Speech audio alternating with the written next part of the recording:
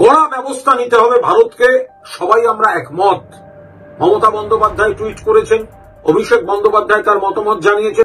অভিষেক বন্দ্যোপাধ্যায় গতকাল বলেছেন যে ভারতের এই প্রত্যাঘাত যেন পিওকে দখল করে তুমি তোমার নিজের রাজ্যে সীমানাগুলোকে সুরক্ষিত করতে পারো। কোনো রাজনীতিবিদ বলেই তাকে মনে করা যায় না দুগ্ধপোষ্য শিশু। অভিষেক তো হঠাৎ করে উড়ে এসে জুড়ে বসা একজন রাজনীতিবিদ। তুমি বলতে পেরেছো কখনো যে মহানাগরিকের পদে বসে থেকে মিনি পাকিস্তান করা যায়? 30 এপ্রিল জগন্নাথ মন্দিরের উদ্বোধন রয়েছে এবং কুণাল ঘোষ বলছেন বিজেপি নাকি জ্বলছে এবং একটা ধর্ম নিয়ে রাজনীতি করা হচ্ছে, এরকমটা বলছেন কুণাল ঘোষ। যে দলের উনি মুখপাত্র, তার কাজই হচ্ছে সেই দলের সমস্ত কিছু দোষ ঘাট পাপ তাপ ঢাকা। কুণাল ঘোষের কথার কোনো মাথা মুন্ডু নেই। হচ্ছে জগন্নাথ ধাম সাংস্কৃতিক কেন্দ্র, মোটেও ওটা জগন্নাথ মন্দির নয়। দীঘার ধারে নতুন করে কোনো ধাম প্রতিষ্ঠা, এর না আছে কোনো পৌরাণিক সত্য। আগামী 30 এপ্রিল শুভেন্দু অধিকারী, বিরোধী দলনেতা, মুর্শিদাবাদে যেই সমস্ত মন্দিরগুলি ক্ষতিগ্রস্ত হয়েছিল জেহাদিদের আক্রমণে সেগুলি শুদ্ধিকরণ করবেন, পূর্ণ প্রতিষ্ঠা করবেন এবং সেই দিনই তৃণমূল কংগ্রেস দীঘায় জগন্নাথ মন্দির প্রতিষ্ঠা করবে। আগামী 30 এপ্রিল শুভেন্দু অধিকারী যে সমস্ত মন্দিরগুলোকে মুর্শিদাবাদে পুনঃপ্রতিষ্ঠা এবং সংস্কারের কাজ করবেন, সেই কাজকে আমরা সাধু সমাজের পক্ষ থেকে সর্বতোভাবে সমর্থন জানাই। কেননা জেহাদি এবং বিরোধীদের প্রবেশে দেববিগ্রহ ভাঙচুর, মন্দির ক্ষতিগ্রস্ত হওয়া, মন্দিরের পূর্ণ পরিসর অপবিত্র হওয়া, এর একটা প্রতিবিধান হওয়া প্রয়োজন। সনাতন ধর্মের উপাসনালয় এই স্বাধীন ভারতবর্ষে ধ্বস্ত হবে, কোনো যুক্তিতেই এটা কিন্তু মেনে নেওয়া যায় না। স্বভাবতই উনি এগিয়ে এসেছেন এবং এই সমস্ত পবিত্র সনাতনী স্থানগুলোকে রক্ষার জন্য অগ্রণী ভূমিকা নিয়েছেন এবং সেই সঙ্গে সঙ্গে মন্দিরের মর্যাদা রক্ষার জন্য তার জীর্ণোদ্ধার এবং সেগুলোকে সংস্কার করতে ব্রতী হয়েছেন। এটা একদম সাচ্চা সনাতনীর কাজ।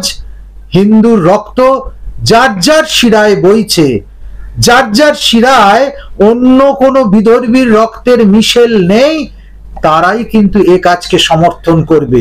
আর যারা যে কোনো উপায়ে, যে কোনো কুযুক্তিতে এর সমালোচনা করবে, বুঝতে হবে এর জন্ম ইতিহাসে কোথাও কোনো গোলমাল আছে। অতএব সর্বতোভাবে শুভেন্দু অধিকারীর এই কাজকে আমরা আন্তরিক সমর্থন জানাই এবং সম্ভব হলে আমরা দেহে মনে বাক্যে তার সঙ্গে এই পবিত্র কাজের সহব্রতী হয়ে রয়েছি। 30 এপ্রিল জগন্নাথ মন্দিরের উদ্বোধন রয়েছে এবং কুণাল ঘোষ বলছেন বিজেপি নাকি জ্বলছে এবং একটা ধর্ম নিয়ে রাজনীতি করা হচ্ছে, এরকমটা বলছেন কুণাল ঘোষ। কুণাল ঘোষের কথার কোনো মাথা মুন্ডু নেই। তিনি কখনো জেলের গাড়ি থাবড়ে নানান রকম বলেন, কখনো আন্তাবড়ি বকেন, কখনো নিজের সপক্ষে ঝোল টানার জন্য, এবং যে দলের উনি মুখপাত্র তার কাজই হচ্ছে সেই দলের সমস্ত কিছু দোষ ঘাট পাপ তাপ ঢাকা, সেটাই তিনি করে যাচ্ছেন বলে প্রকাশ্যে বিবৃতি দেন। অতএব তার কথার কোনো মূল্য নেই।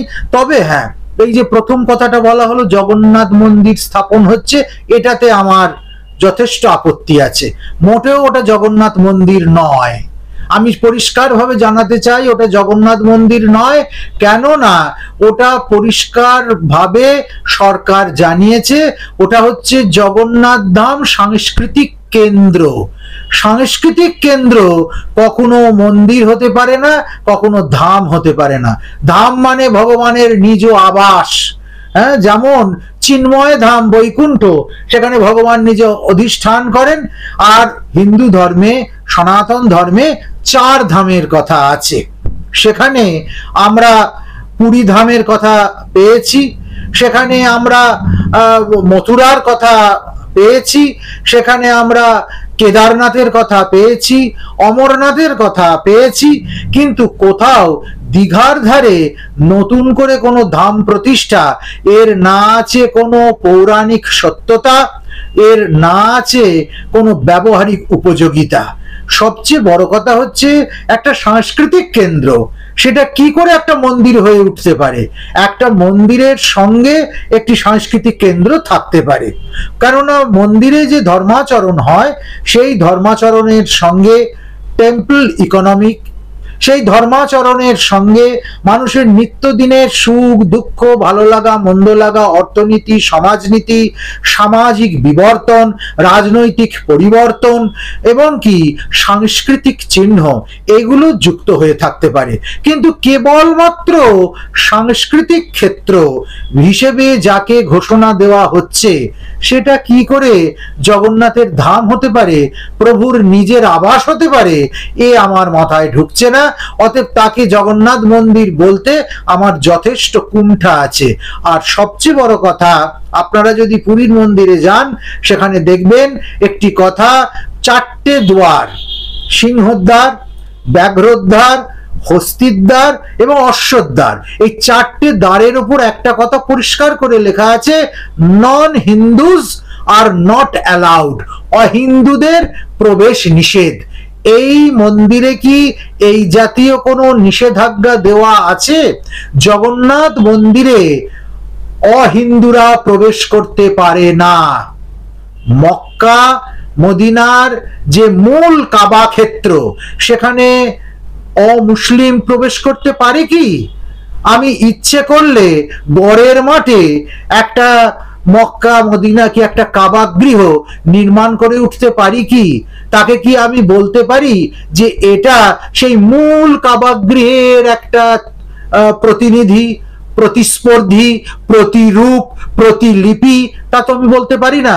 সেটা তো সেই কাবা ঘরকে অপমান করা। ঠিক একই অপমান দীঘার সমুদ্র তীরে হচ্ছে, যা নীল ক্ষেত্রে নীলাচল ধামে হাজার হাজার বছর ধরে সনাতন ধর্মের ঐতিহ্য মেনে যেখানে ভগবান তার আবাস ভূমি স্থাপন করেছেন, তার প্রতিস্পর্ধী রূপে এ জাতীয় কাণ্ড করা এ মেনে নেওয়া যায় না। উনি বলতে পারতেন এটি একটি জগন্নাথ মন্দির, এবং সেই মন্দির পাবলিকের পয়সায় তৈরি হচ্ছে, সেই মন্দির সরকারের পয়সায় তৈরি হচ্ছে, আর সরকারি পয়সায় মন্দির তৈরি হবে এ কথাটা কিন্তু আমরা কখনো মেনে নিতে পারছি না। সরকারের যে টাকা, সরকারের যে ট্যাক্সের তহবিল, সেই তহবিলে সেবার কাজ হবে, শিক্ষার কাজ হবে, স্বাস্থ্যের কাজ হবে, চাকরির কাজ হবে, উন্নয়নের কাজ হবে, দেশের অন্যান্য কাজ হবে, প্রশাসনিক কাজ হবে। সেই টাকায় যদি আজ থেকে শুরু হয়ে যায়, আজকে মন্দির, কাল মসজিদ, পরশু গুরুদ্বার, তারপরের দিন চার্চ, এই যদি হতে শুরু করে, তাহলে সরকারি তহবিলে এই যে হাজার হাজার মানুষ চাকরি পাচ্ছে না, সরকারি তহবিলের অভাব আছে বলে কত প্রকল্প আটকে থাকছে, সেগুলোর কি সুরাহা হবে? তৃণমূল বলছে এটা পরোক্ষ একটা কর্মসংস্থান হবে বিভিন্ন মানুষের। কর্মসংস্থান তো একটা কারখানা করে দেওয়া যেত, একটা হাসপাতাল করে দেওয়া যেত, স্কুল করে দেওয়া যেত, কলেজ করে দেওয়া যেত। আরে বাবা, যে সমস্ত হাজার হাজার মানুষ পথের ধারে পড়ে রয়েছে বছরের পর বছর, যে সমস্ত যোগ্য শিক্ষকেরা পথের ধারে পড়ে রয়েছে, তাদের কর্মসংস্থানের জন্য কি পুরীর মন্দিরে নিয়ে গিয়ে পেঁড়া আর খাজা বিক্রির দোকান দেওয়া হবে? এই সমস্ত ভুল ভাল বুঝিয়ে কোনোদিন মানুষকে বোকা বানানো আর যাবে না। আসল কথা হচ্ছে নিজের গোয়ার তুমি রাখতে গিয়ে মাননীয়া সরকারের টাকায় একটা জগন্নাথকে সামনে রেখে, প্রভুকে সামনে রেখে, ধর্মের সঙ্গে রাজনীতির মেলবন্ধন ঘটিয়ে সারা পশ্চিমবঙ্গ জুড়ে লঙ্কা কাণ্ড করবার চেষ্টা করছে। পহেলগামে যেরকম ভাবে দেখা গেল যে হিন্দুদের বেছে বেছে, হিন্দু যারা স্ত্রী রয়েছেন তাদের সিঁদুর দেখে, তাদের স্বামীদেরকে যৌনাঙ্গ দেখে যেভাবে মারা হলো, হিন্দুদের বেছে বেছে মারা হলো, এটা তো হিন্দুরা কতটা সুরক্ষিত দেশে? ভারতবর্ষে এই মুহূর্তে সবচেয়ে সব টার্গেট জেহাদি, জঙ্গি, এবং সবচেয়ে বড় কথা হচ্ছে ইসলামী সন্ত্রাসবাদীদের, তারা হচ্ছে হিন্দু। এই ইসলামী সন্ত্রাসবাদ শুধু ভারতবর্ষের সমস্যা তা নয়, সারা পৃথিবীর সমস্যা। সারা পৃথিবীতে যেখানে যত জেহাদি কার্যকলাপ হচ্ছে তার অধিকাংশটাই এই ইসলামী জেহাদিদের দ্বারা, ইসলামী জঙ্গিদের দ্বারা সংগঠিত হচ্ছে। এটা সভ্যতার একটা দগদগে ঘা। আসলে যে ধর্মটাকে ওরা বলে শান্তির ধর্ম, সেই শান্তির ধর্মের স্বভাব, সেই শান্তির ধর্মের চরিত্র দেখে আমরা অবাক হয়ে যাচ্ছি। বরং যে সনাতন ধর্মীয়রা তাদের দেবতারাও সশস্ত্র এবং সনাতনীরাও সশস্ত্র সংগ্রামে বিশ্বাস করে, তারা বরং অনেক শান্তির কথা বলে। তারা বুকে টেনে নেয়, কাছে টেনে নেয় ভিন্ন কৃষ্টি সংস্কৃতি ধর্মের প্রতি, তারা সহানুভূতি সম্পন্ন হয়, স্থিতিশীল হয়। কিন্তু ইসলামী জেহাদ যেভাবে ভারতবর্ষের ক্ষতি করছে তাকে এই মুহূর্তে রোধ না করতে পারলে ভারতের মাটি বারবার রক্তে রাঙা হবে, বারবার হিন্দু নিধন হবে। কেননা এখন সরাসরি হিন্দু নিধন যজ্ঞ শুরু হয়ে গেছে। না হলে প্যান্টুল খুলে দেখে তারপর সে হিন্দু নিশ্চিত হয়ে তাকেই খালি মারা হয়, আর যারা কলমা পড়তে পারে তাদেরকে ছেড়ে দেওয়া হয়। সবচেয়ে মজার কথা, একজন হিন্দু কিন্তু এই ছিদ্রপথে প্রাণ রক্ষা করতে পেরেছে, কেননা সেই ইতিহাসের অধ্যাপক পেরেছে। তাহলে বুঝতে হবে যে জেহাদিদের টার্গেটটা কোন দিকে। তাদের সবচেয়ে বড় ব্যাপার হচ্ছে তারা সহ্য করতে পারছে না, পাকিস্তান সহ্য করতে পারছে না যে আবার নতুন করে কাশ্মীর জেগে উঠবে। ৩৭০ ধারা লোপের পর কাশ্মীরের যে নবজাগরণ, পুনর্গঠন, সামাজিক স্তরে, অর্থনৈতিক স্তরে, ব্যবসা বাণিজ্য, সাংস্কৃতিক আদান প্রদান, লেনদেন, সেখানকার পর্যটন শিল্প যেমন করে ঢেলে সাজতে শুরু করেছিল। গত বছরই কাশ্মীরে গেছে প্রায় ২ কোটি মানুষ। এবার তার টার্গেট ছিল, তারা আশা করছিল প্রায় ৩.৫ কোটি লোক কাশ্মীরে যাবে। এই ঘটনা যখন হয় তার ১০ দিন আগে আমি কাশ্মীর থেকে ফিরেছি এবং ওই পহেলগাঁও থেকেই ফিরেছি। হ্যাঁ, শুধু তাই নয়, ডাল লেকের ধারে SKICC-তে এবছর প্রথম আমার অধ্যক্ষতায় রামনবমী পালন করা হয়েছে।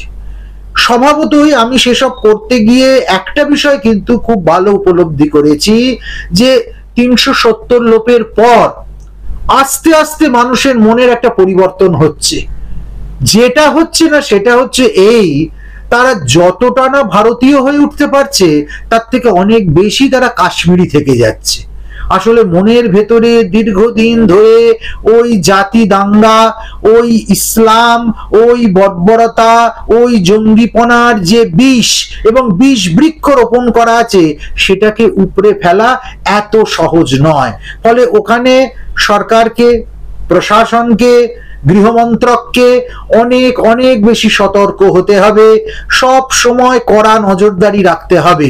আমি নিজে অবশ্য দেখে এসেছি সেখানে কড়া নজরদারি আছে, কিন্তু গোটা উপত্যকাটা একেবারে মুড়ে ফেলা নজরদারি দিয়ে, বাধা সামরিক বাহিনী দিয়ে, সেটা কার্যত একটা অসম্ভব ব্যাপার।